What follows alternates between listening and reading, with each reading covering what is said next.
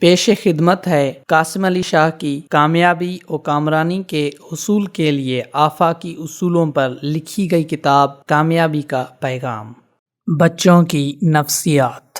اکبر بادشاہ دربار میں موجود تھا۔ اس نے ایک عجیب سوال دربار کے لوگوں کے سامنے رکھ دیا۔ سوال یہ تھا کہ اس جہان میں عظیم ترین کون ہے؟ سب درباری سوچ بچار کرنے لگے مگر کوئی مناسب جواب نہ بن پایا۔ آخر بادشاہ نے خود کو ہی جہان میں سب سے عظیم قرار دیا۔ خوشامد کرنے والے درباریوں نے ہاں میں ہاں ملا دی، مگر بیربل نے ٹوکتے ہوئے کہا کہ بادشاہ سلامت، آپ سب سے بڑے نہیں ہیں، ایک ہستی ایسی بھی ہے جو آپ سے بڑی اور عظیم ترین ہے۔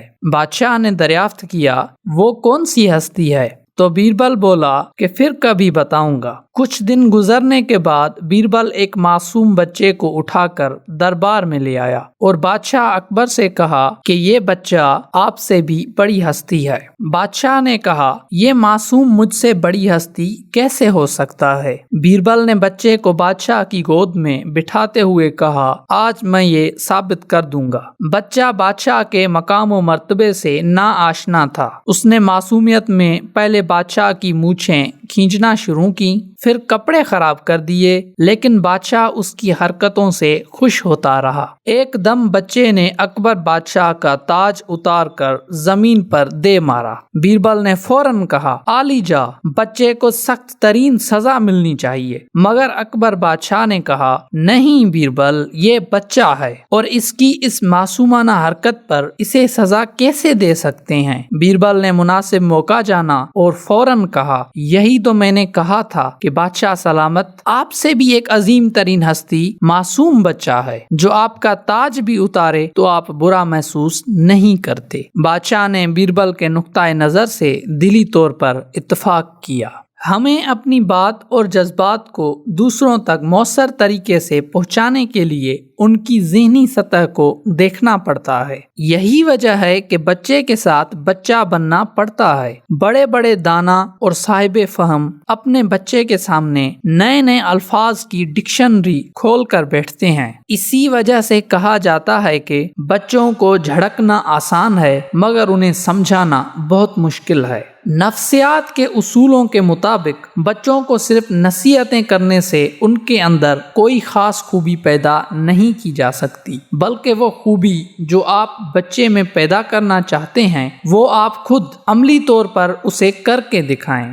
بچے فطرتی طور پر کاپی کرنا جانتے ہیں۔ آپ سچ بولیں گے تو آپ کا بچہ بھی سچ بول کر فخر محسوس کرے گا۔ آپ دیانتداری اختیار کریں گے تو بچہ آپ کے کہے بغیر دیانتداری کو اپنا شعار بنا لے گا۔ آپ کی ذات پر اسلام نافذ ہوگا تو بچہ بھی اسلام کو دین کمال سمجھے گا۔ آپ کی نماز آپ کے بچے کو نمازی بنائے گی۔ آپ کی سخاوت بچے کو سخی ہونے کا درس دے گی۔ دوسروں کو بے لوث دینے کے حوالے سے بے شمار کتب میری نظر سے گزری۔ مجھ میں اور میری بیوی میں یہ عادت موجود تھی، سو بچے کو آرٹ آف گیونگ سکھانے کے لیے ہم دونوں میاں بیوی ایک مخصوص دن بچے کو ساتھ ملا کر کچھ پکاتے ہیں اور اس پکوان میں ہم تینوں کی محنت شامل ہو جاتی ہے۔ اس کے بعد ہم اس کو گاڑی میں رکھ کر شہر کے کسی ایسے علاقے میں چلے جاتے ہیں جہاں لوگ بہتر کھانے سے محروم ہیں، اور وہاں جا کر ہم تینوں اپنے ہاتھوں سے وہ کھانا ان غریب مزدوروں اور بھوکے لوگوں کو کھلا دیتے ہیں، اور ان نادار لوگوں کے چہرے پر اطمینان دیکھ کر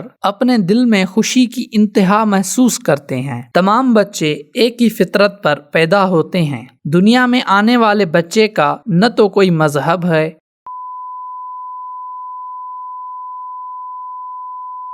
نہ قوم، نہ عقیدہ اور نہ ہی فرقہ۔ وہ اپنی معصومیت کی وجہ سے گناہ اور ثواب سے آزاد ہوتا ہے۔ یہ ہمارے اختیار میں ہے کہ اس خالی کتاب میں کیا داستان لکھ دیں۔ ہماری تربیت ہی اسے بام عروج تک لے جا سکتی ہے اور ہماری کوتاہی اسے مختار کے بجائے مجبور بنا سکتی ہے۔ آئیے اپنے مستقبل کو شاندار بنائیں، اپنے حال کو بہتر بنا کر، تاکہ حال بدحال نہ ہو اور مستقبل تابناک ہو جائے۔